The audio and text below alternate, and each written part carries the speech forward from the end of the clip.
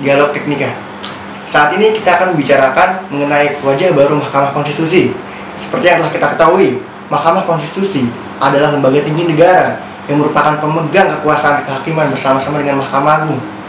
Dan seperti yang santer diberitakan belakangan ini, Mahkamah Konstitusi sedang digoncang masalah krisis kepercayaan publik terkait tertangkapnya mantan Ketua Mahkamah Konstitusi Akil Mukhtar dalam kasus korupsi beberapa waktu lalu.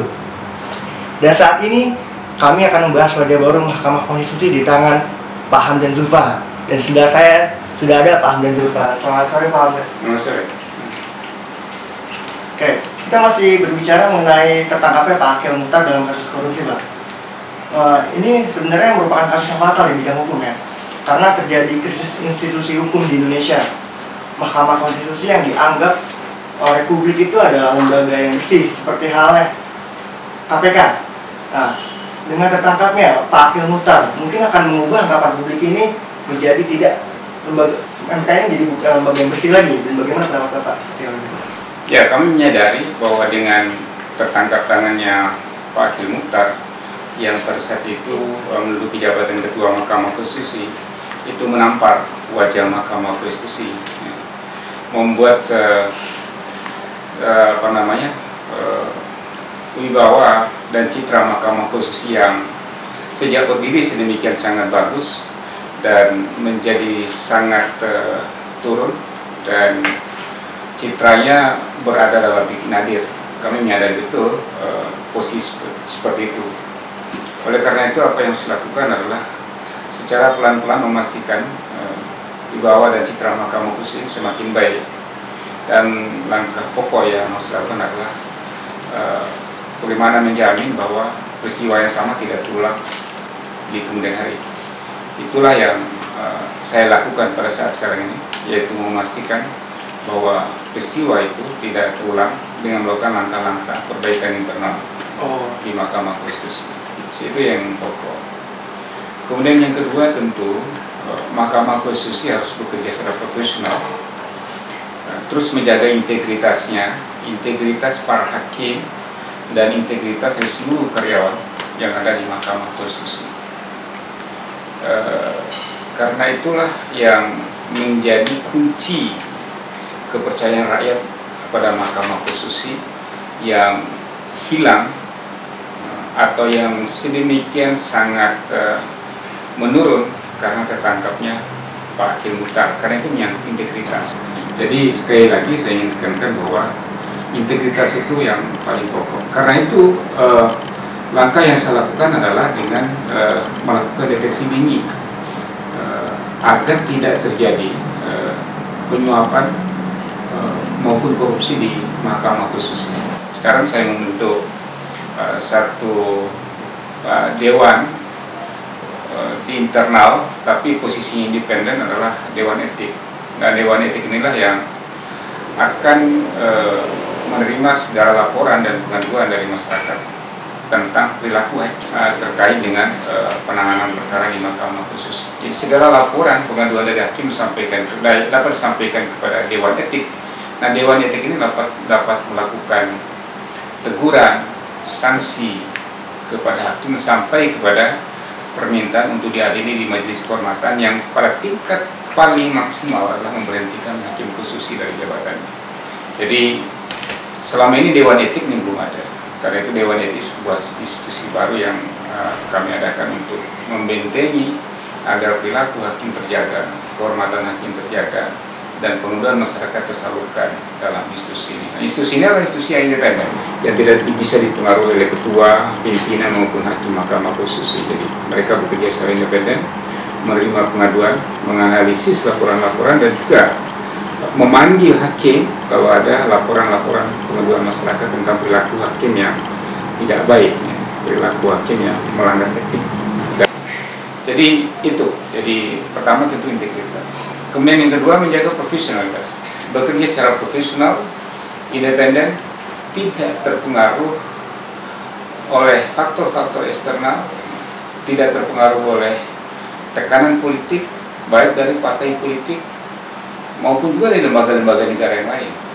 Karena independensi mahkamah menjadi sangat penting untuk melindungi kepentingan rakyat. Nah, ketika mahkamah tidak independen, maka kepentingan rakyat akan bisa tidak terlindungi. Karena itu, bekerja secara profesional, menjaga independensi Mahkamah Konstitusi ini menjadi sangat penting.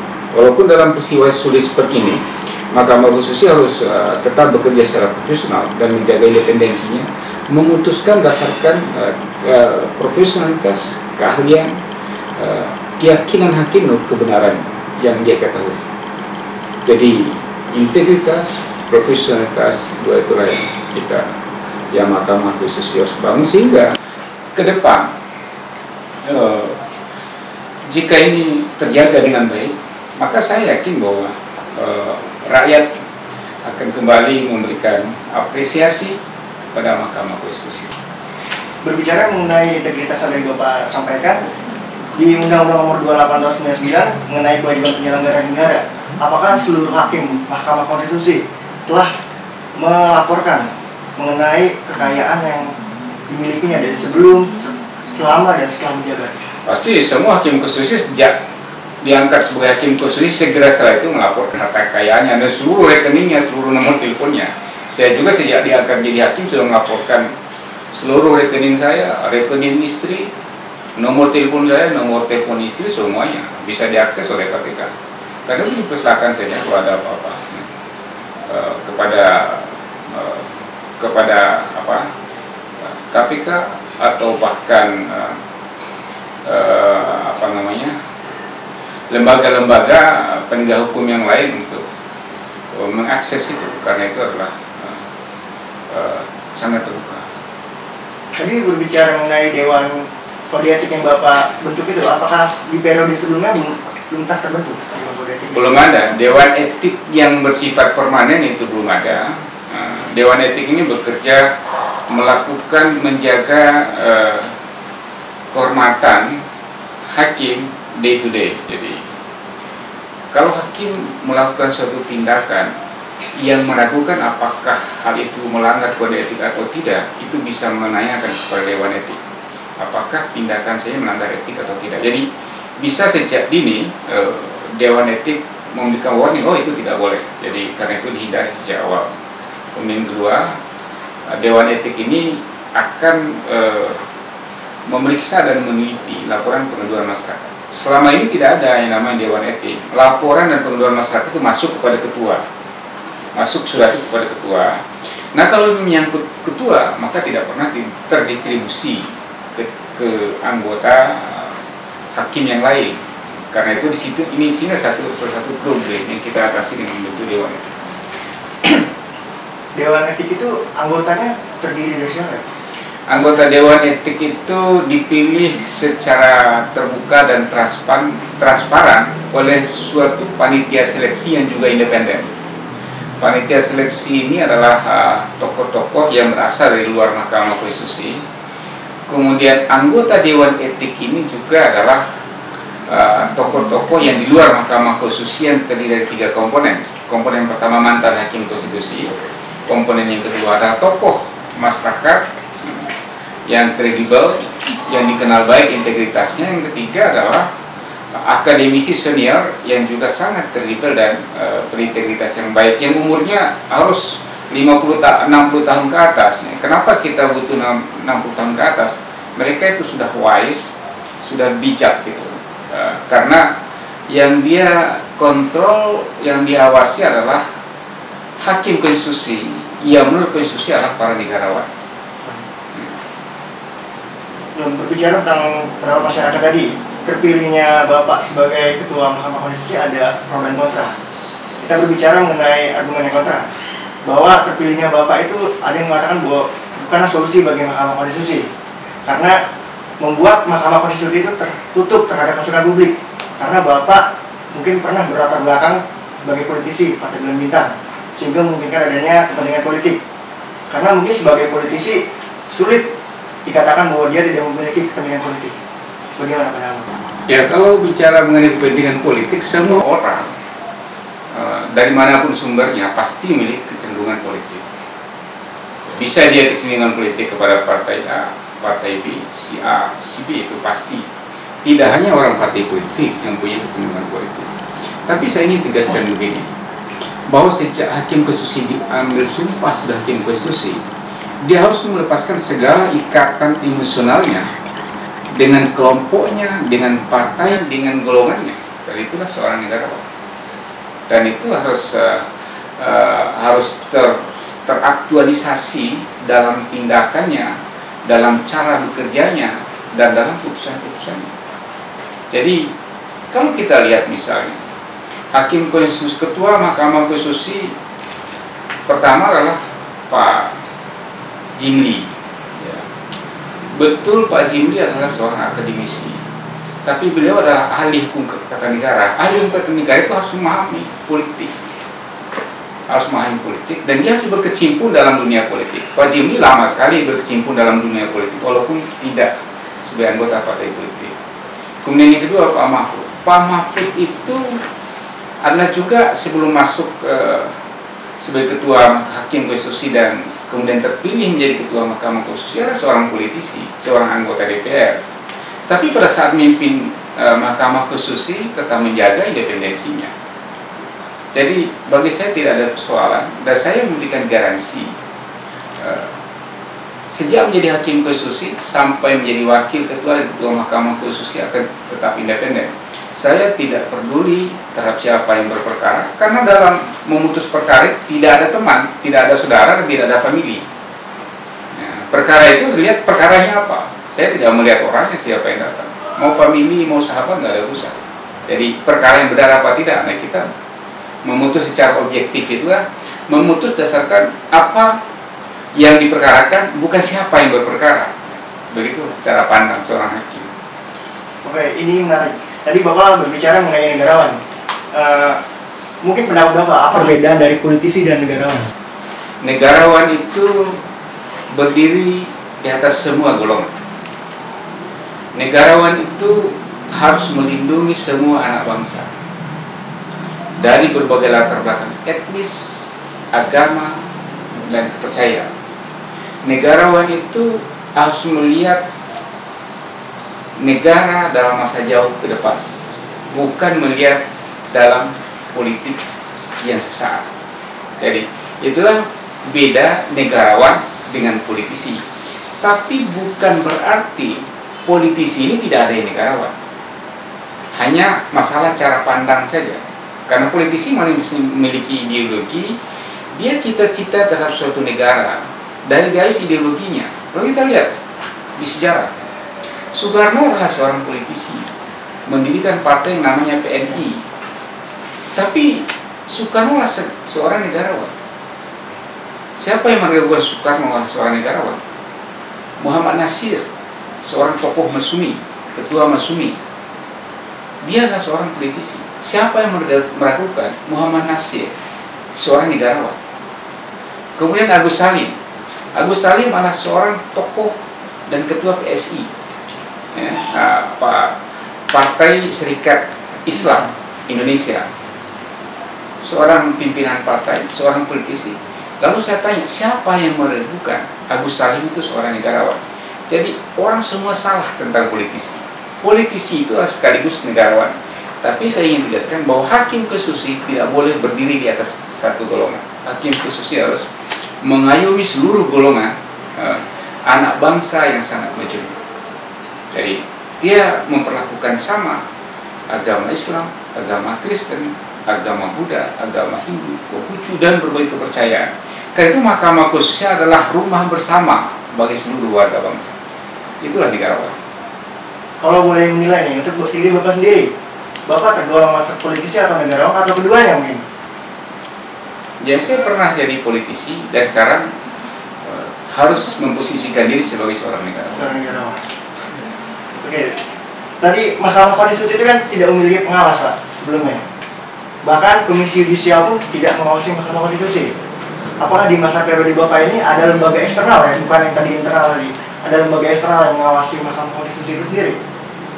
Prinsipnya hakim konstitusi itu atau pengadilan itu diawasi oleh rakyat. Itu prinsip pokok. Seluruh rakyat, media mengawasi hakim. Yang kedua, dalam dunia peradilan tidak boleh hakim itu diawasi. Jadi tidak boleh diawasi. Karena apa? Akan mengganggu kemerdekaan dan kebebasannya. Dia akan tunduk pada pengawasnya. Jadi hakim tidak boleh tunduk pada pengawas. Hakim itu harus bebas.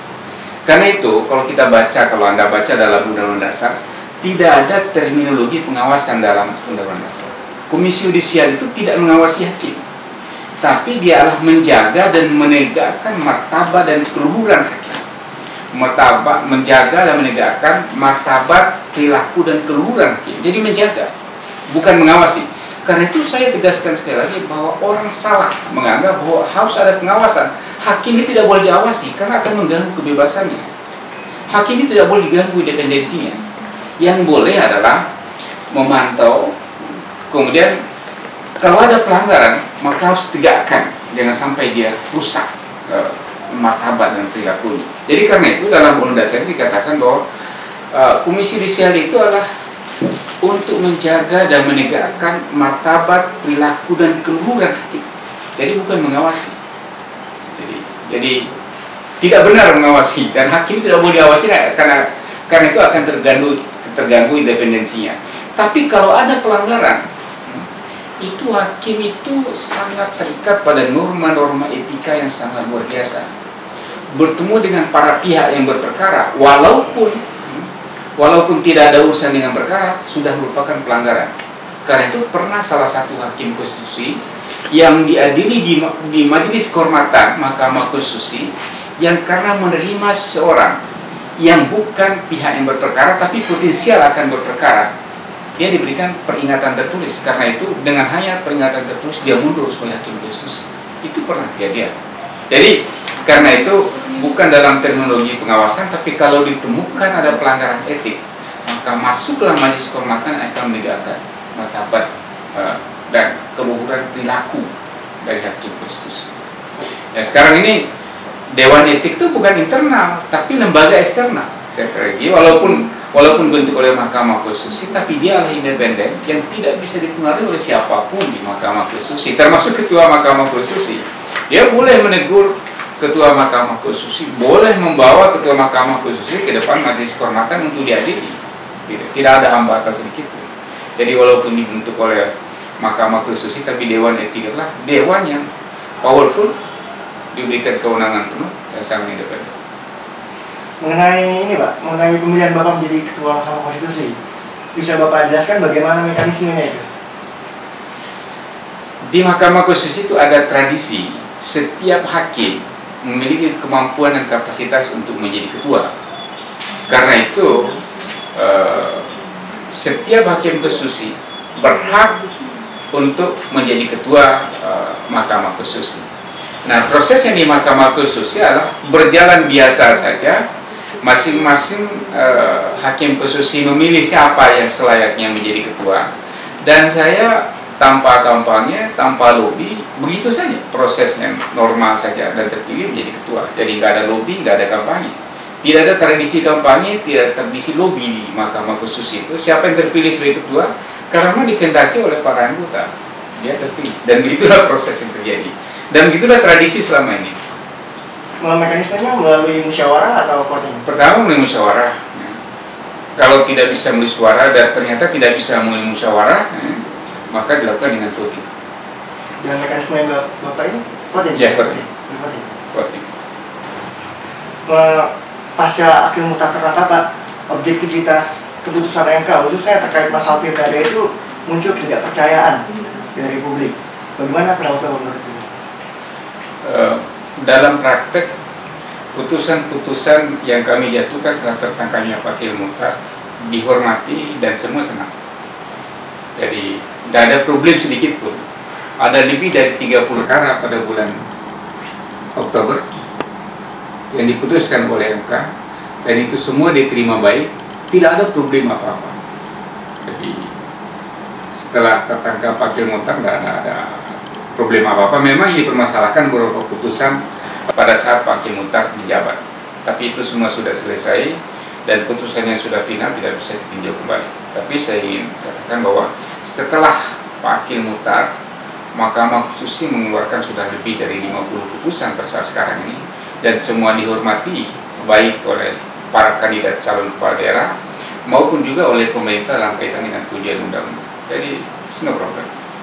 Dari data yang saya dapat Pak, tahun 2013 itu Mahkamah Konstitusi menangani 117 kasus. Sedangkan Mahkamah Konstitusi hanya memiliki 9 hakim. Dan kasusnya itu hanya memiliki 14 hari tempo kerja. Nah, bagaimana jika pemeriksaan pilkada ini dicabut dan diserahkan kepada Pengadilan Tinggi Tata Negara? Karena mungkin terlalu berat bagi Mahkamah Konstitusi mengenai banyaknya kasus ini. Mungkin Mahkamah Konstitusi hanya mempunyai kewenangan pemilu presiden saja. Bagaimana Pak? Ya, memang Undang-Undang Dasar itu secara tegas kewenangan Mahkamah Konstitusi itu adalah menyelesaikan sengketa hasil pemilihan umum untuk memilih anggota DPR, DPD, dan DPRD serta pemilihan umum presiden. Itu kewenangan pokok. Saat itu kewenangan untuk memutuskan sengketa hasil pemilihan kepala daerah dilakukan oleh Mahkamah Agung. Itu mulai dari tahun 2004 sampai tahun 2008. Tapi apa yang terjadi pada saat itu? Ketika diselesaikan oleh Pengadilan dan Lingkungan Mahkamah Agung, dalam hal ini Pengadilan Tinggi dan Mahkamah Agung untuk pemilihan gubernur, itu selalu menimbulkan problem dan tidak ada satu putusan yang tidak diprotes. Sehingga masyarakat kecewa terhadap penyelesaian hasil pemilihan umum oleh baik Pengadilan Tinggi maupun oleh Mahkamah Agung, sehingga mencari institusi pengadilan yang lain. Nah, dalam hal ini pembentuk undang-undang menyerahkan hal itu kepada Mahkamah Konstitusi untuk menyelesaikan sengketa hasil pemilihan umum kepala daerah. Karena ketidakpercayaan dan ketidakmampuan Mahkamah Agung dan peradilan tingkat di bawahnya untuk menyelesaikan sengketa itu. Sekarang problemnya ketika ketidakkepercayaan kepada Mahkamah Konstitusi mau dikembalikan kepada Mahkamah Agung, lalu kalau nanti timbul ketidakpercayaan lagi, lalu kemana? Itu jadi problem kita. Karena itu sekarang sebenarnya yang satu adalah memperbaiki. Tapi kami Hakim Konstitusi akan sangat senang dan Mahkamah Konstitusi akan senang kalau tidak lagi menangani pilkada. Akan sangat senang dan itu berkurang kasus yang merupakan kasus yang sifat hilir. Hilir itu kasus konkretnya diselesaikan oleh Mahkamah Konstitusi, sehingga MK hanya konsentrasi dalam kewenangan pokoknya melakukan pengujian undang-undang, kemudian memutus sengketa hubungan antar lembaga negara, memutus pembubaran partai politik, dan mengadili impeachment presiden, serta hanya memutus sengketa pemilihan umum legislatif dan pemilihan presiden. Itu akan jauh mengurangi beban Mahkamah Konstitusi. Akan tapi persoalannya adalah ketika nanti sudah diserahkan lagi kepada Mahkamah Agung, lalu Mahkamah Agung nanti timbul kekecewaan lagi, lalu bagaimana? Ini persoalan kebangsaan dan persoalan kenegaraan kita yang ke depan yang harus kita renungkan. Jangan sampai karena satu kasus pindah ke sini, kemudian ada kasus lagi pindah ke sini lagi, kemudian nanti sudah kasus lagi kemana lagi? Jadi janganlah berpikir pendek, janganlah berpikir yang sangat sederhana, kita berpikir jangka panjang. Kalau ada persoalan, yang harus dilakukan adalah di mana persoalan itu harus kita selesaikan.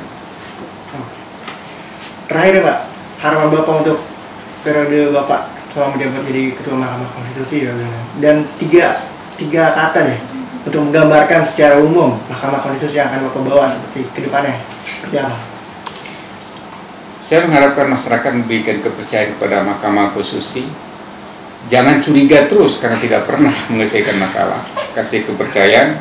Kalau ada yang salah dikritik, silakan, kami akan perbaiki. Dan harapan saya adalah Mahkamah Konstitusi yang kredibel, yang dihormati, baik di tingkat seluruh Indonesia maupun tingkat internasional. Mungkin itu juga semua harapan masyarakat Indonesia, Pak. Yeah. Masyarakat mungkin sekarang marah itu percaya mungkin karena mereka cinta akan bangsa ini, Pak. Iya, betul. Oke, demikian dialog teknika kali ini bersama Bapak Hamdan Zulfa. Saksikan dialog teknika selanjutnya. Sampai jumpa. Dulu aktif di Intra, saya lebih aktif di Estra. Saya di HMI. Saya di HMI sejak masuk sampai saya keluar. Di Intra kampus saya memang tidak tidak terlalu aktif, tapi saya membentuk kelompok belajar yang anggotanya ada 100-an orang lebih. Kelompok belajar yang sangat besar.